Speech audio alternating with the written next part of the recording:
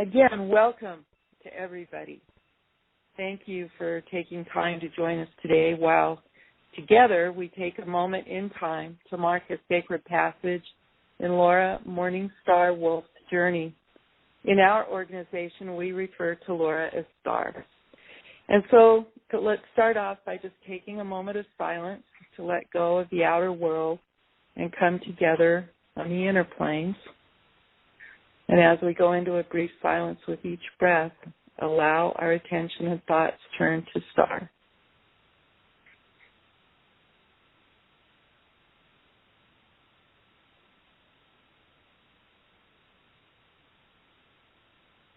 And let us see in front of us a candle, and let each of us allow a beam of divine light extend from our heart to the candle.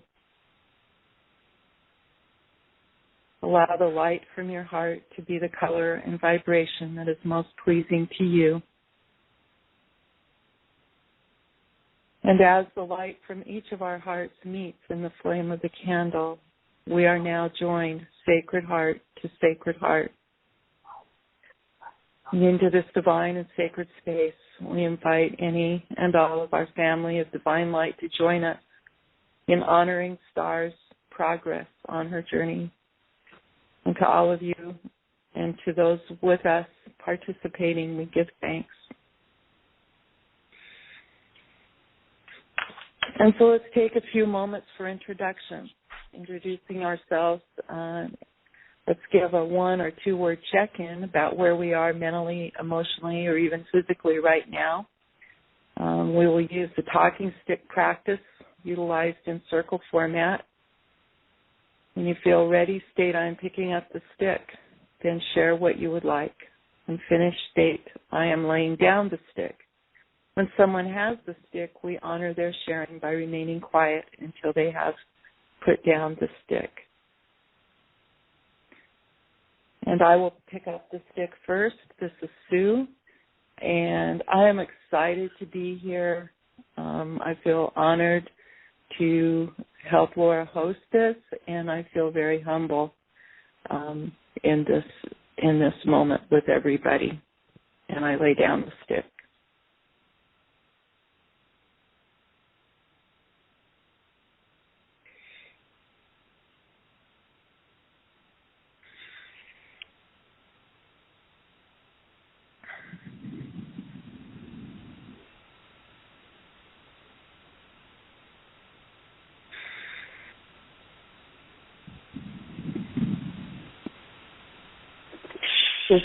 Amy, I'll pick up the stick. Sorry. No, go ahead.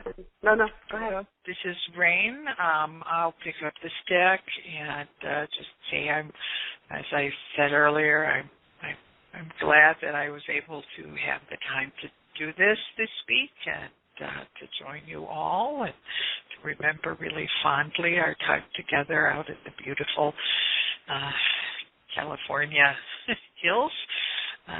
And also to have a sense of hope in the middle of a time of grief and loss. So thanks for offering that. And I'll put the stick down.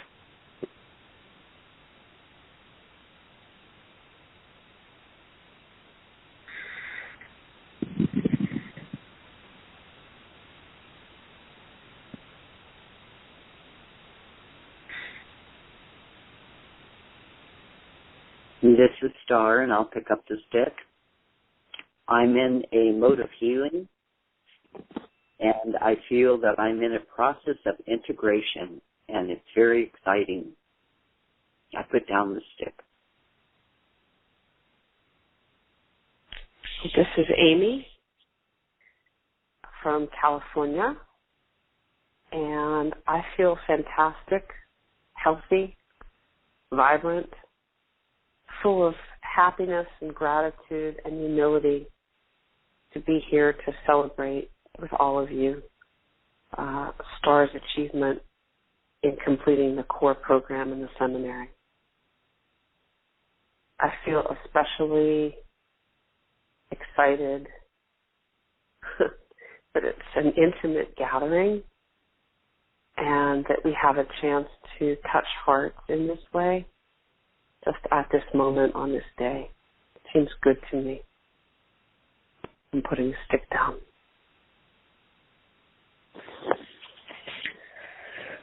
Another deep breath. Thank you all very much. Just take a few deep breaths now.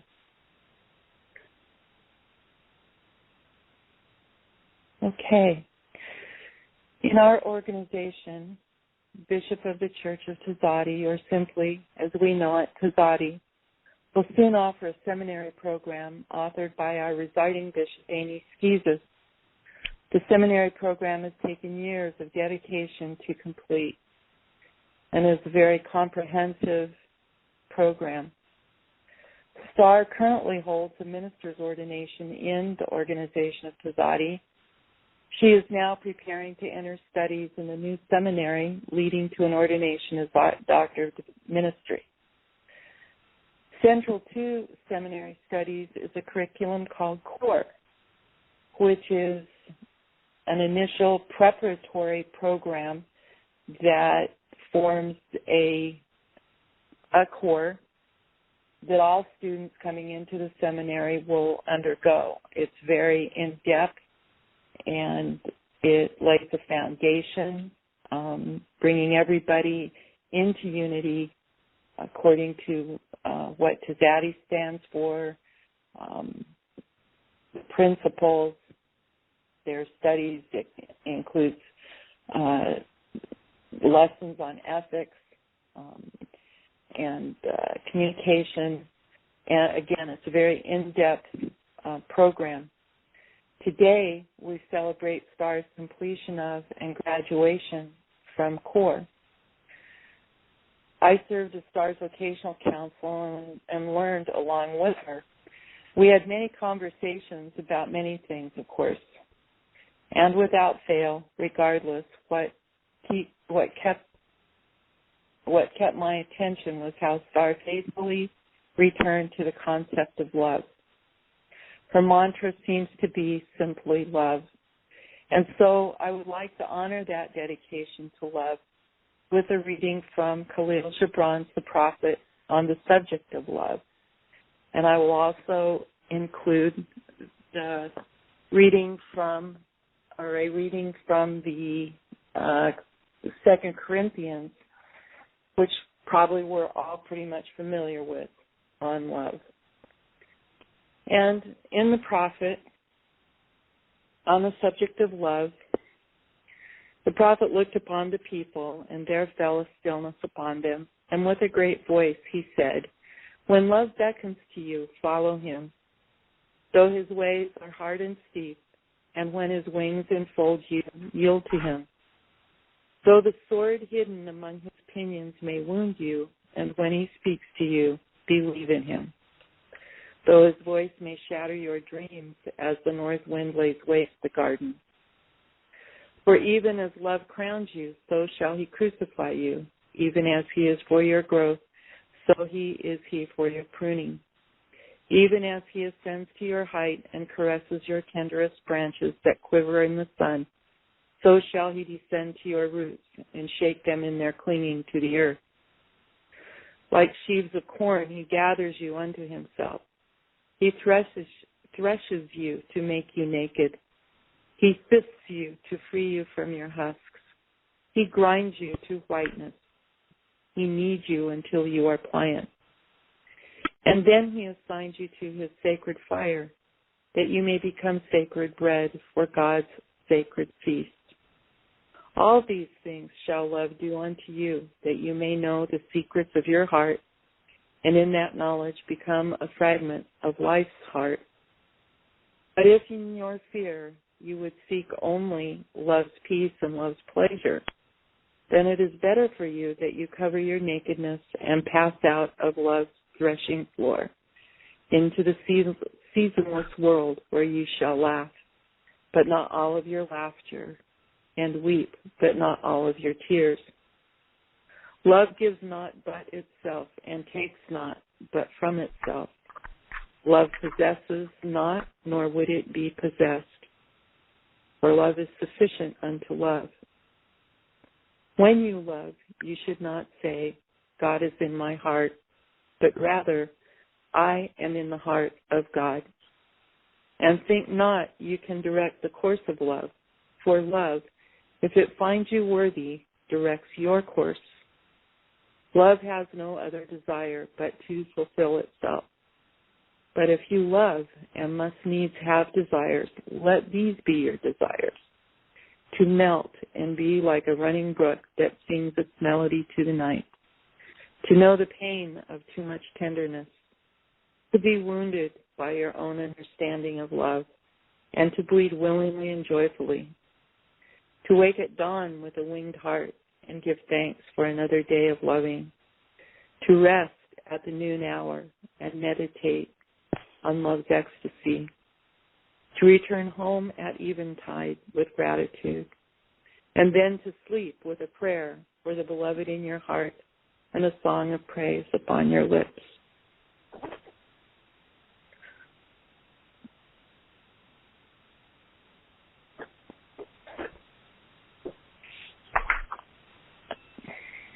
And so moving on to Corinthians then.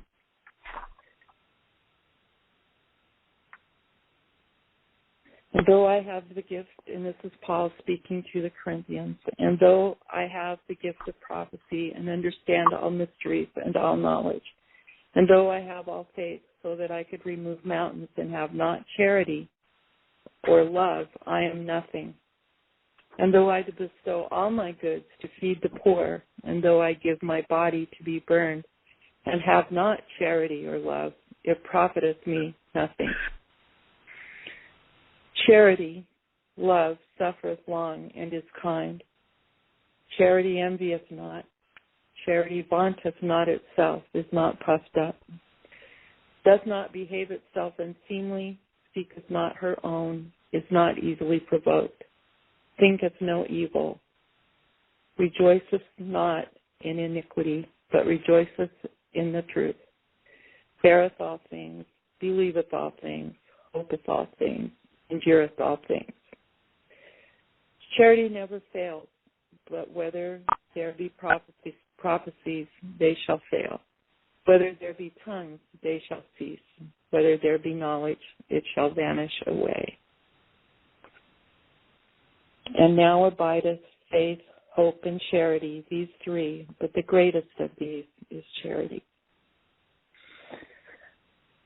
And all of these I found in Star, her humility, her coming back to love. And that is what I experienced with her. And so now we'll take a moment to be silent and quiet. And when Amy is ready, she has a reading also.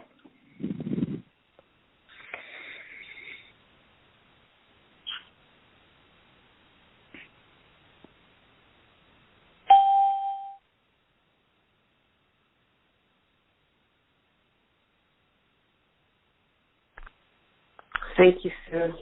That was lovely. So I'd like to speak just a little bit about STAR and the core program. And STAR has really been a pioneer in this. She's the second student to go through this program and the first one with an online course management system called Confluence and Jira that we all kind of got our feet wet with at the gathering that Lorraine referred to in the California Hills. When Peter, my husband, said, you guys need this. You guys should look at this. And so we've all kind of bravely been experimenting with that in STAR's core program, and it seems to be a really good vessel. And so STAR really helped us kind of like lay out some nitty-gritty earthly details for the school, be the guinea pig for that. And she also was the first program, even though she's the second person through the program, she was the first person to kind of go through the whole program as a whole where it had already been completed. So she was the first person to kind of really get the impact of starting with something that was finished and going through it from soup to nuts and then finishing today with this ceremony.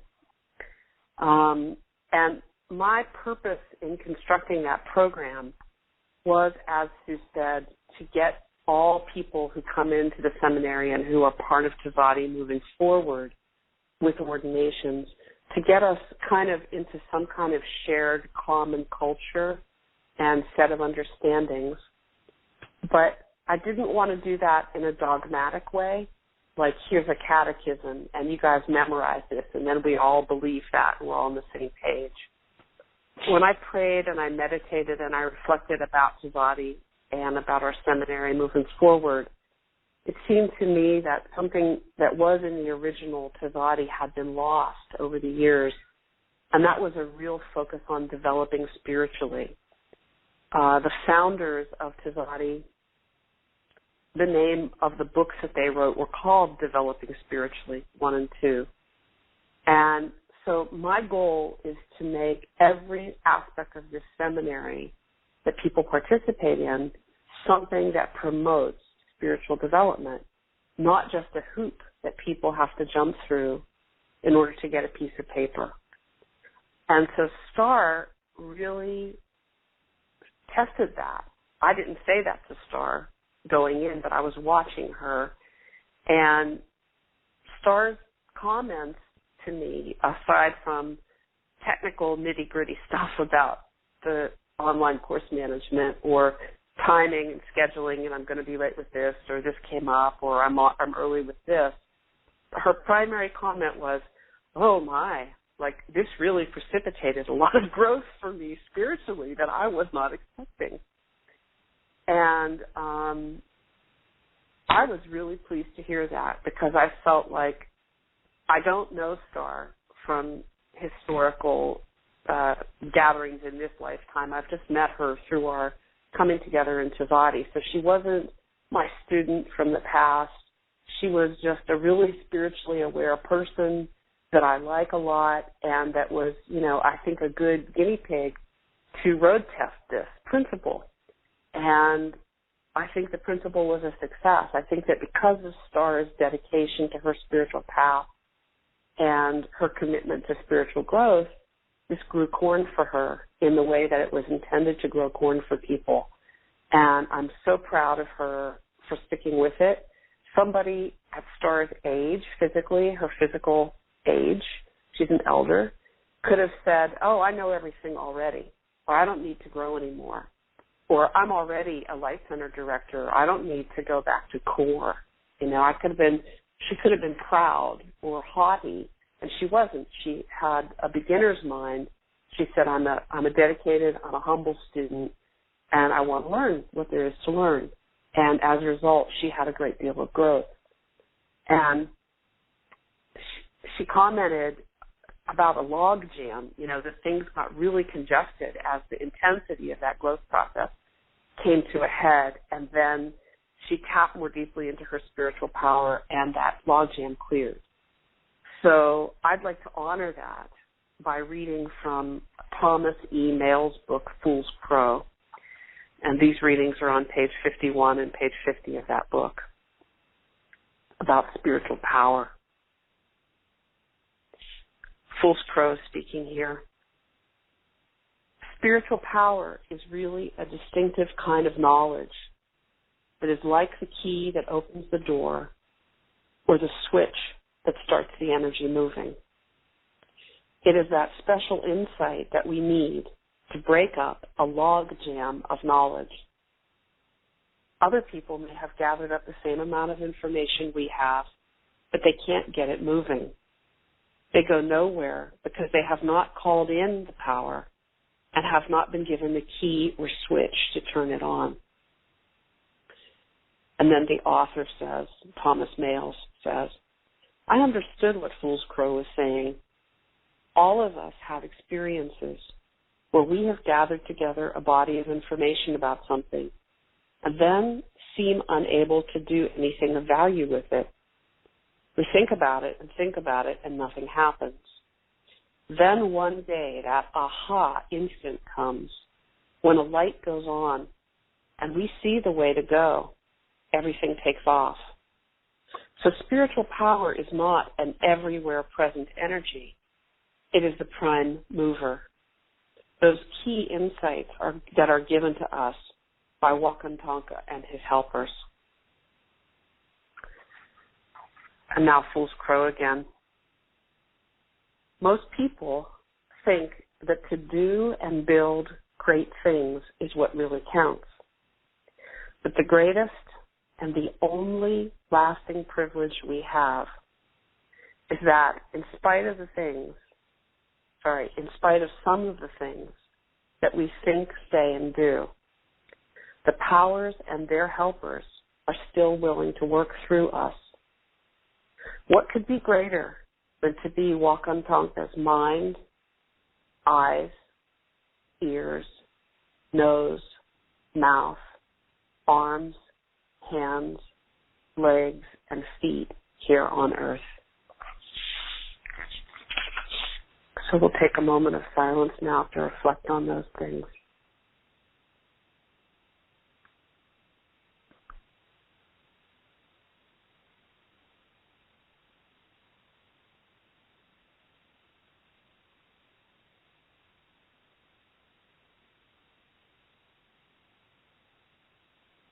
Thank you. Now I'll hand the program chairing over to Laura Morningstar Wolfe to speak about the discovery of her core. Thank you, Amy, and thank you for bringing that grandfather's wisdom to us. It really touched my heart and it touched my soul. I was going to write something out and read something to you about the core and what my core is and everything. And after doing a little bit of research, I decided that what I need to do is I need to come into my core and speak from my core. And the very center of my core is my heart, and that's where I'd like these words to come from. When I made a commitment to do this course, as you shared, Amy, I never dreamed that it was going to activate me as much as it did. When I started the Doctor of Ministry program, it had a whole different umbrella to it. The core was the foundation of it, and I really didn't give much thought to it. I thought, I'm just going to learn the building blocks of Tzaddi, and that's going to be great. It's going to give me a languaging and a platform. I can remember sharing with you about that. I have common language. Well, now I have some common experiences to go with that language. Because the whole course it took me to the very core, the very, very core of my being.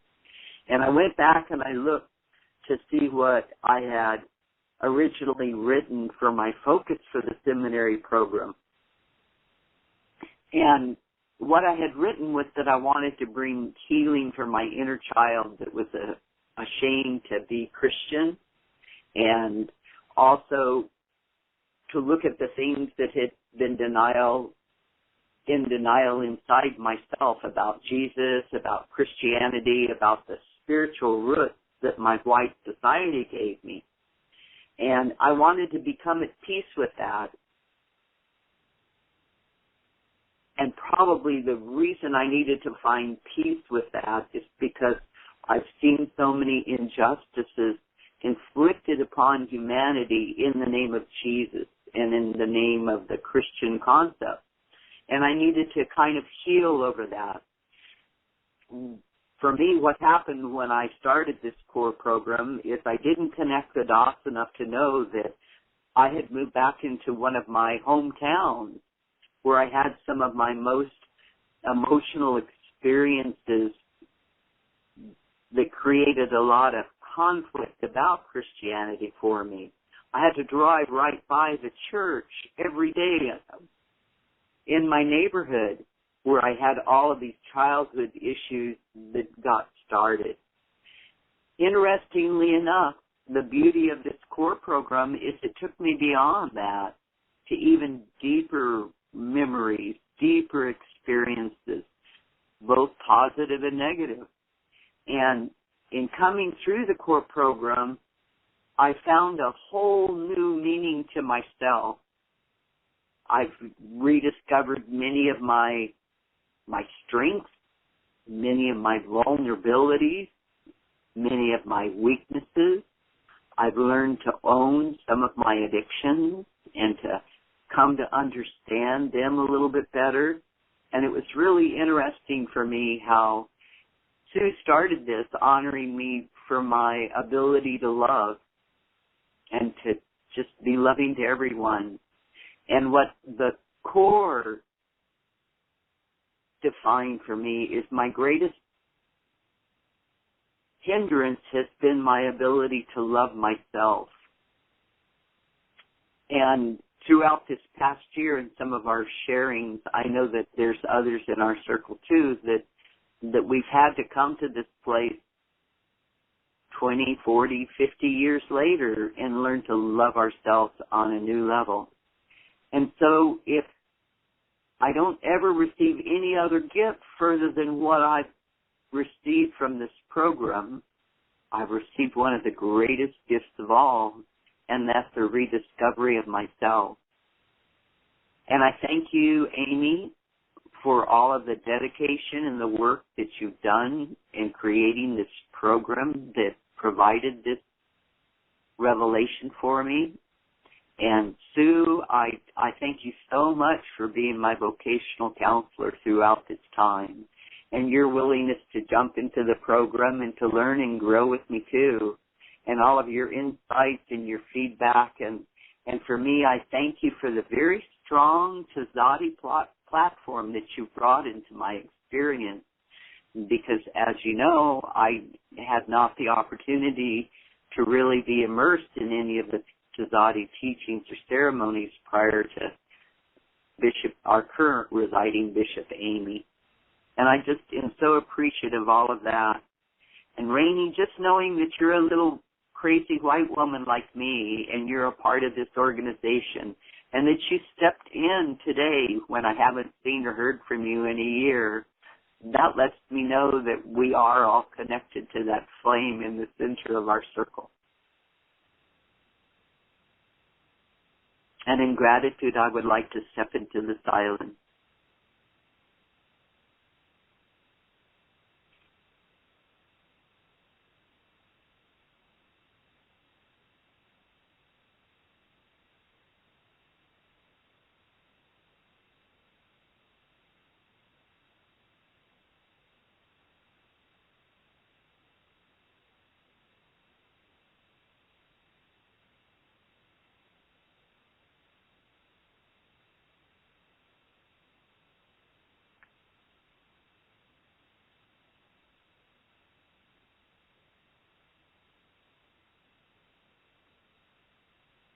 And Sue, I'd like to turn it back over to you for the closing. Okay, Star. Actually, I think Amy is going to do something else now, if that's all right with you, Star. Oh, yes. Okay, thank you. Mm-hmm. Thanks, Sue. Thanks, Star. So this portion of our ceremony, of our celebration, is our chance as people who are in the Tzaddi community with Star to give her an energy gift for this next stage of her life. This is a passage, a graduation ceremony, and it's a sacred passage. It's a moment of really honoring and marking her spiritual transformation in this program. And so I want to encourage each of us to think, what energy gift from the cupboard inside me, in my heart, do I want to draw out and offer to Star? And this is different from going to Macy's and buying Star a sweater. There's a part of you that knows her size and what would fit perfectly. So I'd like to ask us first to tune into that part of ourselves, that intuitive, connected part of ourselves, and to notice the vast treasures in our own hearts. how rich we are, how full of goodness.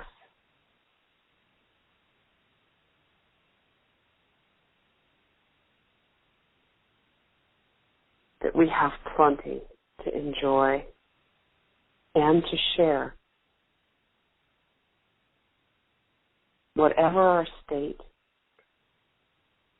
in any given day, this wealth is always a part of us, just underneath the surface. So let's go into that wealth now as pure energy. You might imagine this in your heart as a golden flame,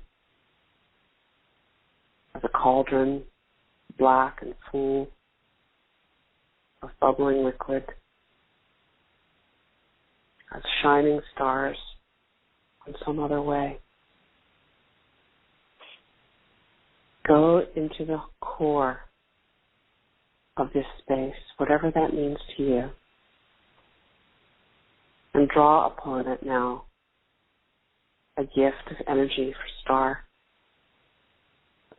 And when you're ready, pick up a stick and speak into the center of the circle and offer this gift to Star.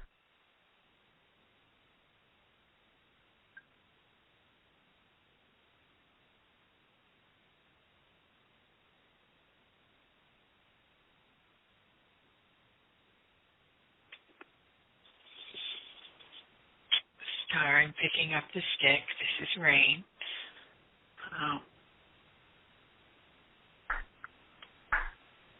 Our center was called Earth Walk because it was about walking in beauty on the earth itself, to understand our place in it and to know the perfection of our incarnation in this form, and to see it as a place that we could be home in until we are called into the larger home of our soul.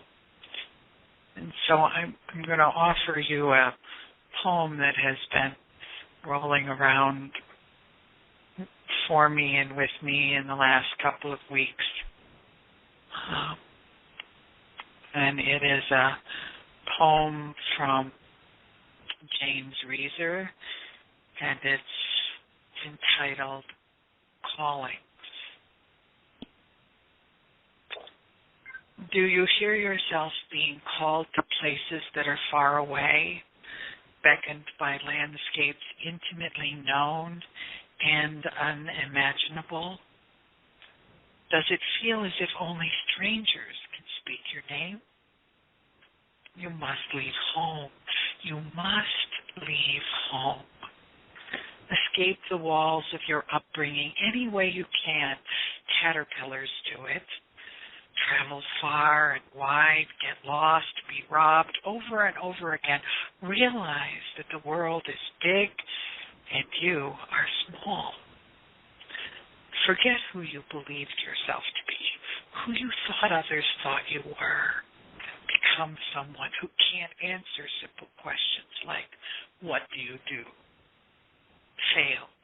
Totally and completely fail to reach your intended destination, though carrying a map and a compass. You are where you need to be the moment after you give up on all the landmarks. Sit down and cry out all of your laments. Cry out the laments all your ancestors feared to cry. You are indeed walking in circles, downward, inward, along a path marked grief and despair that leads directly to soul. You have arrived at the place you began that it killed you to leave. There is no entrance nor exit, never was. When people ask you to tell the story of your travels, of your journey, of the road you have taken, do so by living your life ecstatically. Now, now you are human. That is my gift. And I set the talking stick down. Thank you, Rain. You made my eyes drain.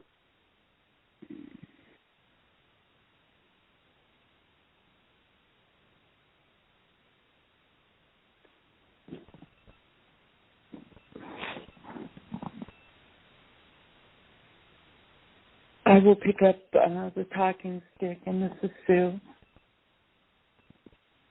Thank you for that beautiful reading, Rain. I offer you simply grace. You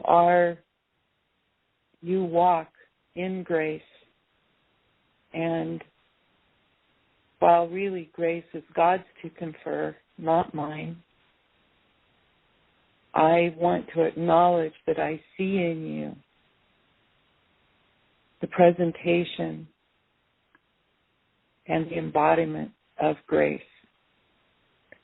I see someone who walks in grace.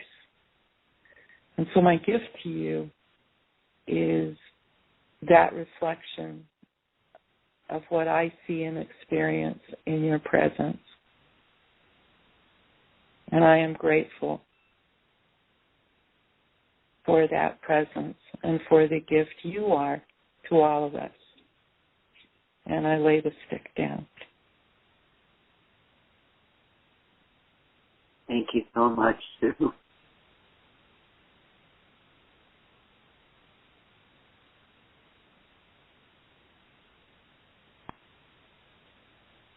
This is Amy. I'll pick up the stick.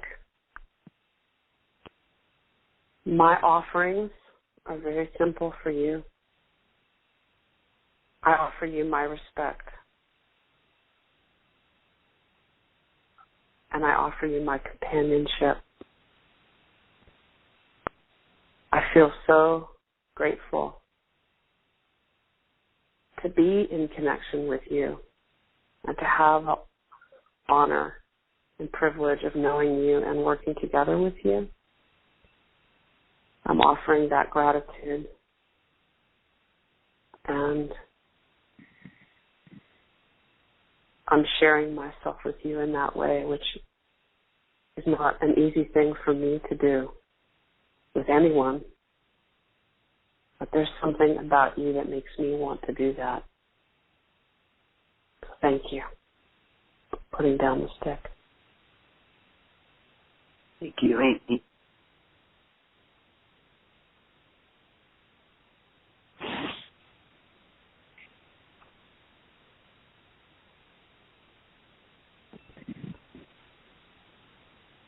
And so let's sit in silence for a few moments.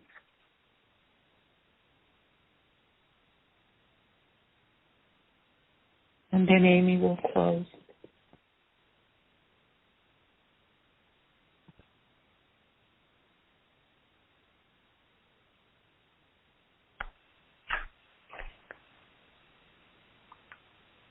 Thank you, Sue. Thank you, everyone, for those wonderful energy gifts. So the closing is I will read another little passage from the book Fool's Crow, and then we'll have a moment of silence, and then we'll each check out and say what we're taking with us from the ceremony today. And then another moment of silence, and then we'll say goodbye. And I'll lead us through that. So you don't have to remember the order right now.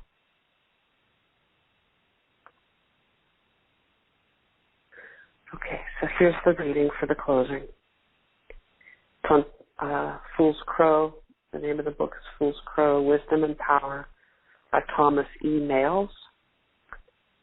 And this is Fool's Crow's 4-part prayer of thanksgiving. And he made this when he deposited food in the ground after meals, whenever he concluded a ritual, at curings or healings, and at the end of every personal prayer session. And so I think it's a good thing to end with here. Welcome, Tonka. I thank you for our ancestors, for the life they have given each of us, and for the traditions they preserved and handed down to us. Welcome, Tonka.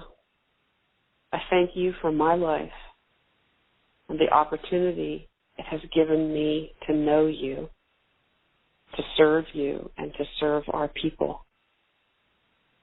Continue to make me a responsible person and help me add to the good things you and my ancestors have given me. Welcome, Tonka. I thank you for those who are yet to come and who will carry on from where we leave off. Help them preserve the traditional life for the generation to come after them, and so keep the hoop turning. Finally, Wakan Tonka, I thank you for my friends who are here with me to share this precious moment.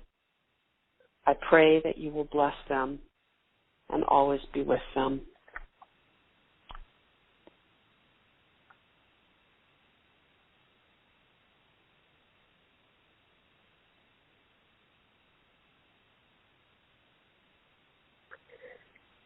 Now, let's each do a checkout, a short checkout, a word or a phrase that communicates what you're taking away from this ceremony today, how you are right now as we begin to get ready to close the circle and to step back out into our lives as individuals. And I'll begin. I'm taking gratitude and joy.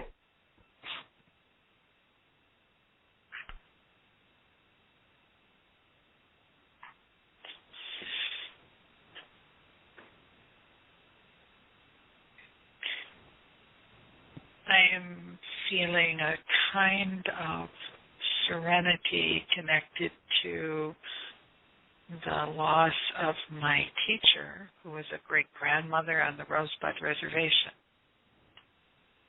initiated in as such, that somehow this gathering has been comforting and given me a sense of hope in these moments of loss. So thank you, Star, for making that possible for me in this moment.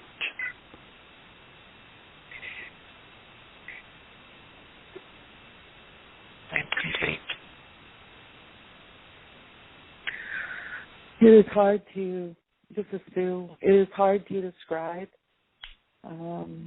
My heart is full, absolutely full. I feel filled with love. I feel like I'm glowing. I want to run out and throw my graduation cap in the air and yell with joy. And I also feel gratitude. And so thank you. This has been a wonderful time with you, Star.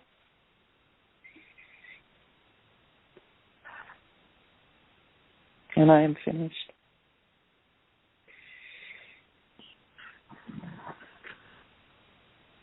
Something that I'm taking home is the deep respect and honor for my fellow colleagues and wonderful friendship. Thank you so much for your support and for your love.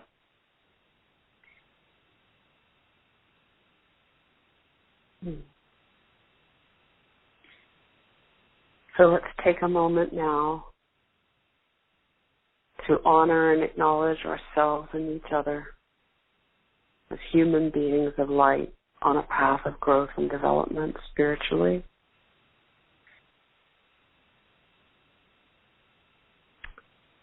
place our attention in the center, in that flame, and to now draw back to our individual selves that line of light, so that we're setting down the circle. And as we draw that light back from the flame to our hearts, we're taking a hologram of all this lovely energy and adding it to the wealth and the treasure that's in our hearts. So that where the circle was now, there's an imprint in the Akashic records, but the form is empty. The form is set down. The ceremony is complete. It lives on in our hearts. Oh. Uh-huh. I am. So be it.